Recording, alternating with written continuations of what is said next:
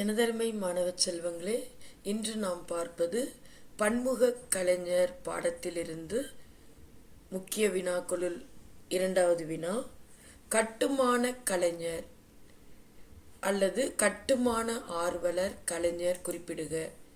இதற்கான விடை, திருவள்ளுவரின் மீது கலைஞருக்கு இருந்த தீராத பற்றின் காரணமாக சென்னையில் வள்ளுவர் கோட்டம், வள்ளுவர் கோட்டத்தில் திருவாரூர் தேரின் மாதிரியில் கட்டப்பட்ட சிற்பத்தேர், இத்தேரினுள் திருவள்ளுவர் சிலை, அதன் கருவறை வாயிலில் அழகான தூண்கள், அங்குள்ள அரங்கத்தில் 1330 குறட்பாக்கள் செதுக்கப்பட்டு குறள் மணி மாடம் என பெயரிடப்பட்டுள்ளது.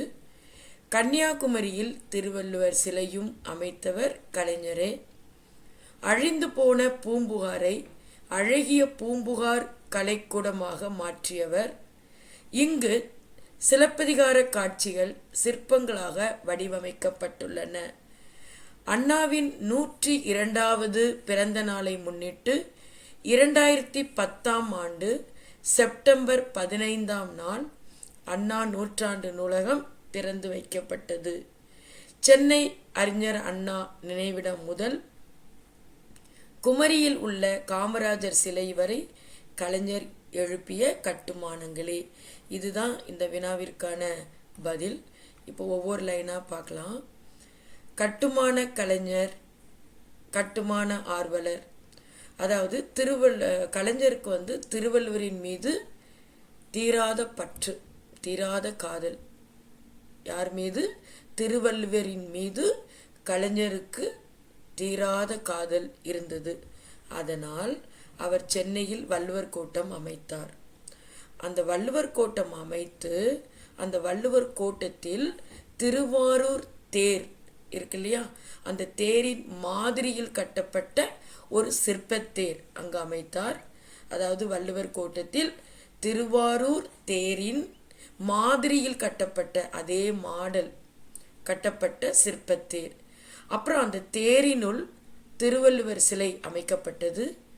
அதுக்கப்புறம் அந்த வள்ளுவர் கோட்டம் கருவறை வாயிலில் அழகான தூண்கள், சிற்ப வேலைப்பாடுள்ள அழகான தூண்கள் காணப்படுகிறது.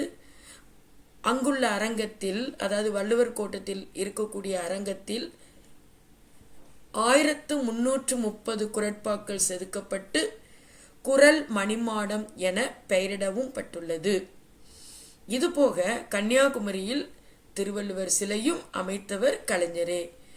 அதுக்கு அடுத்ததாக பார்க்குறதா இருந்தால், அழிந்து போன பூம்புகாரை அழகிய பூம்புகார் கலைக்கூடமாக மாற்றியவரும் கலைஞர் தான். இங்கு இந்த பூம்புகாரில் சிலப்பதிகார காட்சிகள் சிற்பங்களாக வடிவமைக்கப்பட்டுள்ளன. அடுத்ததாக அண்ணாவின் 102வது பிறந்த நாளை முன்னிட்டு 2010ஆம் ஆண்டு செப்டம்பர் 15ஆம் நாள், இந்த இடத்துல நாள் போட்டுக்குங்க, 15ஆம் நாள் அண்ணா நூற்றாண்டு நூலகம் திறந்து வைக்கப்பட்டது. அது மட்டுமன்றி சென்னையில் அறிஞர் அண்ணா நினைவிடம் முதல் குமரியில் உள்ள காமராஜர் சிலை வரை கலைஞர் எழுப்பிய கட்டுமானங்களே.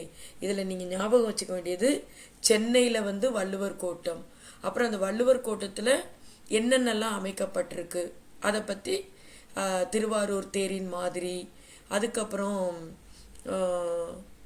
திருவாரூர் தேரின் மாதிரி சிற்பத்தேர், அதுக்கப்புறம் அதுக்குள்ள திருவள்ளுவர் சிலை, அப்புறம் அந்த கருவறை வாயிலில் அழகான தூண்கள், அப்புறம் அங்கே இருக்கக்கூடிய ஒவ்வொரு ரூம் அரங்கத்தில் 1330 குறட்பாக்கள் செதுக்கப்பட்டு குறள் மணிமாடம் என பெயரிடப்பட்டுள்ளது. இது எல்லாமே சென்னையில் இருக்கக்கூடிய வள்ளுவர் கோட்டத்தை பற்றி எழுதக்கூடியது. அதுக்கப்புறம் அப்படியே கன்னியாகுமரி போயிடுங்க. கன்னியாகுமரியில் திருவள்ளுவர் சிலை, அதுக்கப்புறம் பூம்புகாருக்கு போயிடுங்க. பூம்புகார் கலைக்கூடம், அங்கு சிலப்பதிகார காட்சிகள் சிற்பங்களாக வடிவமைக்கப்பட்டிருக்கு. அப்புறம் திரும்பவும் சென்னை. இந்த சென்னைன்னு வரும்போது நீங்கள் வள்ளுவர் கோட்டம் எழுதிட்டு கூட இந்த அண்ணாவுடைய இது கூட எழுதிக்கலாம். அண்ணாவின் 102வது பிறந்த நாளை முன்னிட்டு 2010ஆம் ஆண்டு செப்டம்பர் 15ஆம் நாள் அண்ணா நூற்றாண்டு நூலகம் திறந்து வைக்கப்பட்டது. அப்புறம் சென்னையிலிருந்து கன்னியாகுமரி வரை, சென்னையில் அறிஞர் அண்ணா நினைவிடம் முதல் குமரியில் காமராஜர் சிலை வரை கலைஞர் எழுப்பிய கட்டுமானங்களே.